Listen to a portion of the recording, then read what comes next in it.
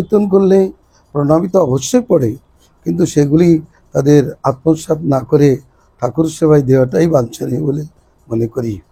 কারণ এটা ভগবানের আস্থানে ভগবানের কথা বলে পয়সা সংগ্রহ করা আদৌ উচিত হবে না। অতএব যা কিছু পড়বে সেটা সে মোটেই থাকবে। ওখানে আমার এরকম বলছেন, ডায়মন্ড হারবারে বলছে মহারাজ এটা নিয়ে নেন, আমরা খবরদার না, একটা কয়েন ওখান থেকে নেবো না, এটা ভগবানের গুরুদেবের সেবার জন্য থাকবে। আমরা এখানে ভগবানের কথা বলে পয়সা সংগ্রহ করবো। অনেকে মনে করে আমি পাঠ করেছি, টাকা পয়সা তো আমি নেবো, অন্য লোক নেবে কেন? বলে না, এটা আশ্রম। হ্যাঁ, বাইরে কোথাও পাঠ কীর্তন হচ্ছে, সেখানে কিছু পড়লে সেটা নেবে, সেটা নিয়ে কৃষ্ণ সেবা নিহিত করবে। আর যেখানে সাক্ষাৎ কৃষ্ণ সেবা রয়েছে সেখান থেকে পয়সা নেবে কেন? যে যথাসম্ভব ঠাকুরের সেবা দান করবে। এটা আদর্শ স্থানীয় হোক, জীবনে যেন এটাই পালন করতে পারি। গুরু বৈষ্ণবের সেবা করাই জীবনের ধর্ম। গুরু বৈষ্ণবের আজ্ঞা পালন করলে দেখা যায় আমি ব্যক্তিগত সাধনার দ্বারা যা কিছু লাভ করতে না পারি, গুরু বৈষ্ণবের আজ্ঞা পালনের দ্বারা ততোধিক লাভ হয়। কারণ গুরু বৈষ্ণবের প্রসন্নতা মানুষকে সাফল্যমণ্ডিত করে। মানুষের যা প্রয়োজনাতীত বিষয় প্রদান করে, এটা বাস্তব ঘটনা। মহারাজ বললেন 500 বছর পূর্তিতে গিয়েছি, বলেন এই নবদ্বীপ ধাম পরিচালনা করো। আমি আর রাধা গোবিন্দ প্রভু, ওনার গুরু ভাই, আমরা কীর্তন করতে করতে চললাম, আর ওদিকে অচ্যুত প্রভু,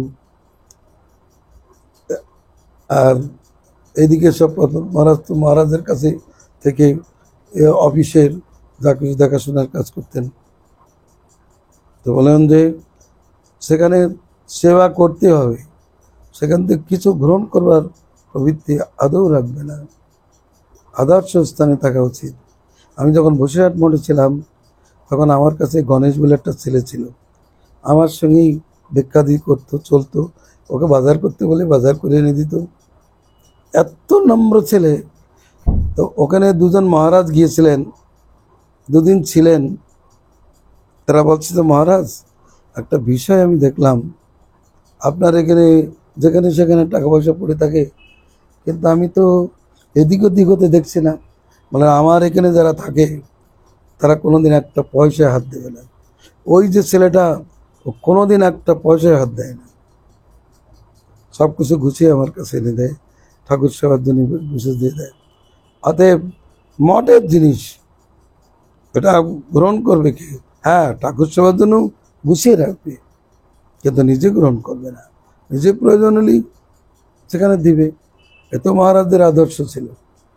ওই মাদ্রাস মঠে আমি তো মহারাজের সঙ্গে 5 বছর ছিলাম। আমরা সেখানে সিম্পলভাবে প্রসাদ পেতাম, থাকতাম, আর যত কিছু হতো সব তো মায়াপুরের সেবার জন্য, গুরু সেবার জন্য গিয়েছে। আমি মনে করি আমি যদি ওখানে ওই প্রকার আদর্শ স্থানে না যেতাম, তাহলে এরকম আদর্শ চরিত্র দেখতে পেতাম না। কারণ অনেক জায়গায় দেখেছি তারা মঠের মন্দির থেকে নিজেদের পকেট বাড়ি করার চেষ্টা করে, কিন্তু সেখানে একটা বিষয় ছিল, স্পষ্ট কথা, নিতাই প্রভু, সনৎ প্রভু, এই পরমহংস মহারাজ মানে রামচন্দ্র প্রভু আর জয়দেব প্রভু, আর আমি ওদিকে মহারাজ, আমরা এখানে ছিলাম। কোনোদিন যেখানে গুরু মহারাজ থাকতেন ওই ঘরটার মধ্যেই টাকা পয়সা থাকতো আয়রন সিস্টেম। কোনোদিন আয়রন চেস্টে বা আলমারিতে আমরা চাবি দিই নাই। আমরা বিশ্বস্ত সূত্রে ভিক্ষা করতে যাওয়ার সময় যতটা পয়সার দরকার ছিল নিয়ে যেতাম, আবার এনে টু দি পয়েন্টে মহারাজকে হিসাব করে দিয়ে দিতাম। এটা অহংকারের কথা না, কিন্তু বাস্তব কথা বলছি। এরম করতে করতে যখন দেখলাম আর 2-1টা সেবক এসছে, তাদের হাত ভালো না, তখন মহারাজ বললেন চাবি দাও। এমন আর সামনে আমি বলতে পারি এরকম আদর্শ হতো। ওরা কোনোদিন নিজের জন্য কিছু নাই। এই এরকম আদর্শ মান পুরুষের কাছে না থাকলে আদর্শ শিক্ষা করা যাবে না। সাবধান থাকতে হবে, সেবার জন্য তৎপরতা থাকবে, অধ্যয়ন অনুশীলন এক কোনো রকম কথা না। আমাদেরকে কোনোদিন গেটে দাঁড়াতে দেয়নি। মাদ্রাজ গেট নিশ্চয় দেখেছেন, গেটে আমাদের যেতে দেয়নি। একবার আমি নির্জলা উপবাস করেছিলাম, মহারাজকে মালা একটু নির্জলা করবো, বলে করো দেখ, করে গা গেছে গরম হয়ে। একে তো গ্রীষ্মকাল, মনে করেছি একটু ছাদের পরে যাই। ছাদে যেই গিয়েছি হরিনাম করছি, বলছে কে ভক্ত? বলে হ্যাঁ মহারাজ। নামো। ছাদের পরে উঠতে দেয়নি, দৌড়াতে এসে দাঁড়াতে দেয়নি। বাইরে কেউ আসলে তাদের সঙ্গে কথা বলার আমাদের কোনো অধিকার ছিল না। কেউ আসলে মহারাজকে অথবা সনৎ প্রভুকে বা নিতাই প্রভুকে, আর তখন ছিল নরসিংহ প্রভু, ওই যিনি এখন হায়দ্রাবাদে এসেছেন, নরসিংহ মহারাজ তখন ছিলেন। হ্যাঁ, তো কথা বলার মাত্র বলবেন মহারাজ, হয় সনৎ প্রভু আর নয় নিতাই প্রভু। আমরা কারোর সঙ্গে কথা বলতে বলবো না। আমরা শুধু আমাদের অর্ডার ছিল তোমরা প্রসাদ এনে দাও, প্রসাদ নিয়ে এসে দাও। কেউ আসলে মহারাজকে জানা যেতাম। এমন একটা আদর্শ নিয়ে থাকতে হবে। বাইরে ঘোরা, গাড়ির তো ব্যবস্থা তখন ছিল না, বাইরে ঘোরার ব্যবস্থা ছিল না, কখনোই না। আর টাইমলি পাঠ কীর্তনে বসতে হবে। মহারাজ যে বসবেন 5 মিনিট আগে, 5 মিনিট হয়ে গেল, ঘন্টা দেবে, ওদিকে রামচন্দ্র প্রভু মন্দির খুলে দেবে। 4:30 এখন। ওই সময় যদি কেউ আসতে বিলম্ব করেছে তাহলে মহারাজ তাকে বকাবকি করেছে। এমনকি নিতাই প্রভুকে বন্ধু ছাড়েননি, আপনার দেরি হলো কেন। সে একটা ওই আদর্শের মধ্যে না থাকলে ভজন জীবন কি করতে হবে। আমাদের 1 বছর 2 বছর পরে আমাকে বললেন যে তুমি একটু ভিক্ষা করতে যাও। গেলাম, বলে যে 10:30টার মধ্যে ফিরে আসবো, যেখানে যাও। হ্যাঁ, 10:30টার মধ্যে চলে আসবো। হ্যাঁ, আর রান্না করতে যাবে যারা 3টের সময়তে রান্না করতে যাবে, 5টার মধ্যে রান্না হয়ে গেল, স্নান টান করে 6টায় পাঠ কীর্তন বসে গেল।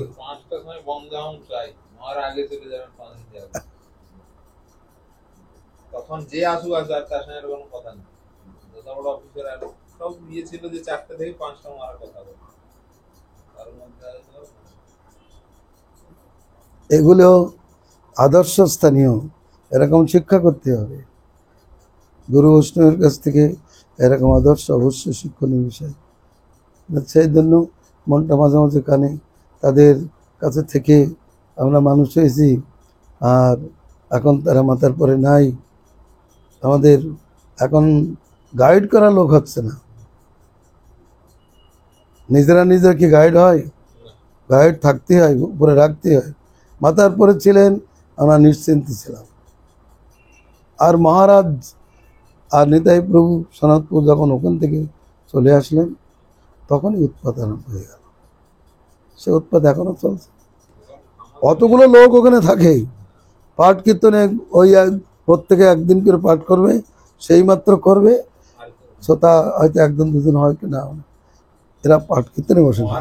তবে জনার্দন মহারাজ প্রত্যেকদিন, জনার্দন মহারাজ, গৌরপ্রপন্ন প্রভু আর সতী মহারাজ, এরা 3জন পাঠ কীর্তনে রেগুলার ছিলেন। আদর্শ কি? এক সময় কথা, একজন ভক্ত মোটা চাল দিয়েছে, তার জয়দেব প্রভু এই পর্বত মহারাজ তখন রান্না করতেন, বলে সেদ্ধ করে করেই করতে পারছে না।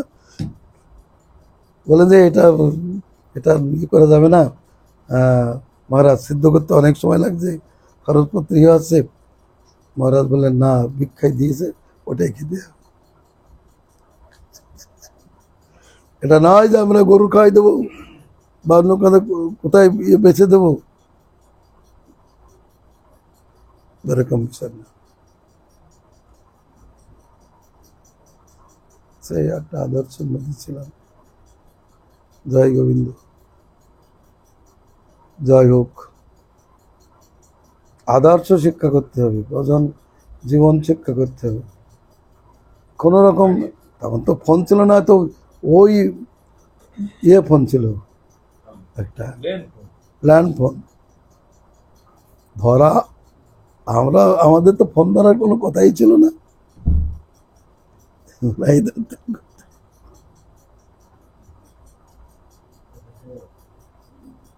পড়াশোনাও করতে বলতেন। আমি একবার ইংরেজিতে একটা আর্টিকেল লিখলাম গুরু মহারাজের সম্বন্ধে, সেটা মহারাজ বলেন এটা ছাপিয়ে দেন। উৎসাহ দিতেন। ওই কত দেরি এসে গেল, ঢুকাও গাড়ি বারান্দায় ঢুকিয়ে দাও।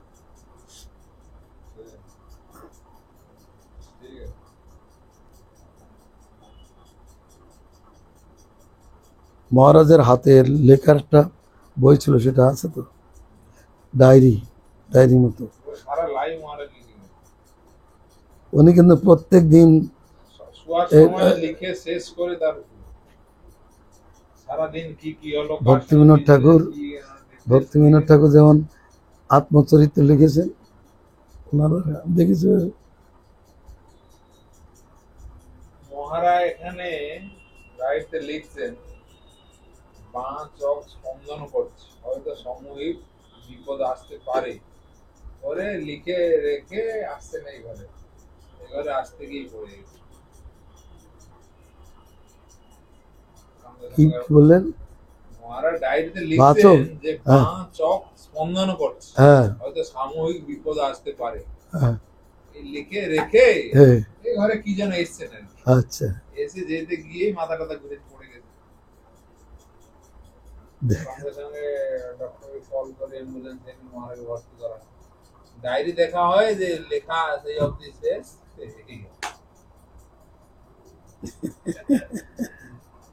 মানে বুঝতে পেরেছিলেন যে কিছু একটা বিপদ হবে। ওটা সারা জীবনই মারা লিখে গেছে, কোন দিন কি কার সঙ্গে মিট করেছেন, কি কি ইয়ে করেছেন, লিখেছিলেন। কত হরিনাম হয়েছে লিখে শেষ করে তার মহারাজ সকালবেলার দিক থেকে এক তৎপা হরিনাম শেষ করে। ডায়েরি মেইনটেইন করা খুবই কঠিন। মহারাজ যেখানে যেতেন হরিনাম মালাটার ডায়েরিটা থাকে, যেখানে যেতেন তখন ডায়েরি মেইনটেইন করা, যে একদিনে 10 দিনেরটা লিখলাম, ডেলি যেখানে যাবেন ডায়েরি হরিনাম মানে।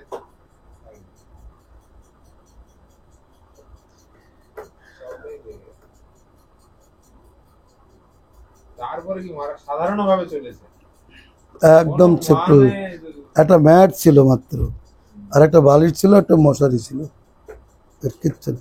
ওখানে লাগেও না গায়ে দিতে, বা ওনার কোনো নিজস্ব ঘর ছিল না, ওই বারান্দাটাই ওখানে থাকতেন।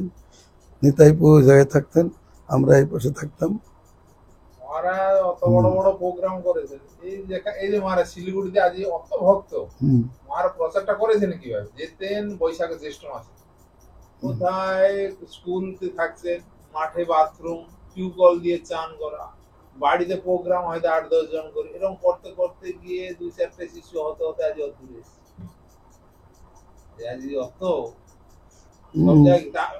কতটা কষ্ট। আর তখন এদিকে রিজার্ভেশন করা যেত, রিটেনটা করা যেত না, ওদিকে থেকে করতে হতো। ওরা করতে পারতো না, রাজেন বললো কোনো চিন্তা নেই, মহারাজ চলে আসবে, আসার সময় মহারাজ অর্ডিনারি কম্পার্টমেন্ট আসতো, রিজার্ভেশন করতে পারতো। মানে মিশনের জন্য কতটা ত্যাগ স্বীকার করতে হয়েছে, যে না কি দরকার অত কষ্ট করা, আমি যাবো না। অত কিছু কাজ থাকা সত্ত্বেও তিনি গিয়ে বাড়ি বাড়ি গিয়ে 2-4টে শিশু করে। তো শিলিগুড়ি আর বাংলাদেশে দু জায়গায় বেশি বেশি প্রচার হয়ে গেছে বিরাট। এদিকে লস্করা, বটতলি, আর শিলিগুড়িতে বেশি প্রচার হয়েছে, খুব ভালো ব্যবস্থা হয়েছে। প্রথমে মহারাজ বলেছিল মেলেচ্ছা দেশে যাবো না, হ্যাঁ? মেলেচ্ছা দেশে যাবো না। মহারাজ ওই জন্য যাননি। আমি আমি এসে বলছি মহারাজ ঢাকা মঠের লোকরা দুঃখ পাচ্ছে, অনেক লোক আশ্রিত হতে চায় কিন্তু তারা পাসপোর্ট করে আসতে পারবে না, তা আপনি একটু বিবাহ করে কিন্তু চলো বলে ও দেশে যাবো না আমি। তারপরে তারপরে মহারাজ এসে- মিশনারি সমস্যা ছিল বিশাল ব্যাপার। হ্যাঁ, মিশনারি মহারাজ কোন জায়গা থেকে মিশনটাই কোন জায়গায় রেখে দিয়ে গেছেন এটাই বড় একটাই। কি অবস্থা ছিল মিশন, কেউ কাকে মানবে সেই অবস্থা ছিল না।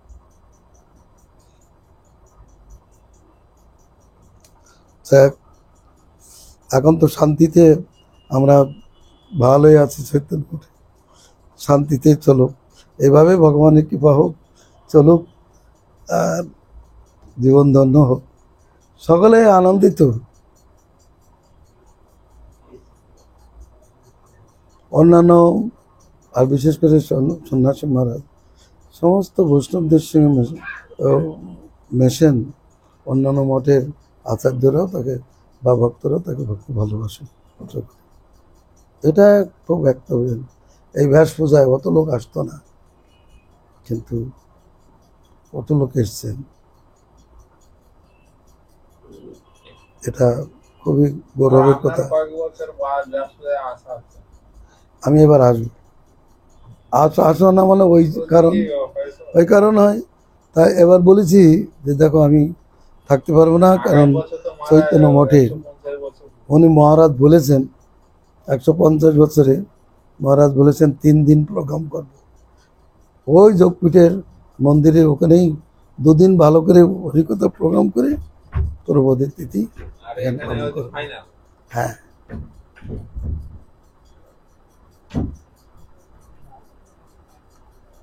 জয় গোবিন্দ। তাহলে আসি বাবা, আমার জন্য সব অপেক্ষা, ঠিক আছে গাড়িটা ঠান্ডা করে রাখবে। আসি। হ্যাঁ, এখন বেরিয়ে যাবে। যাই যাই আসি, যে একটু বিশ্রাম করে নিয়ে এলো। বলরাম প্রভু যাই হোক,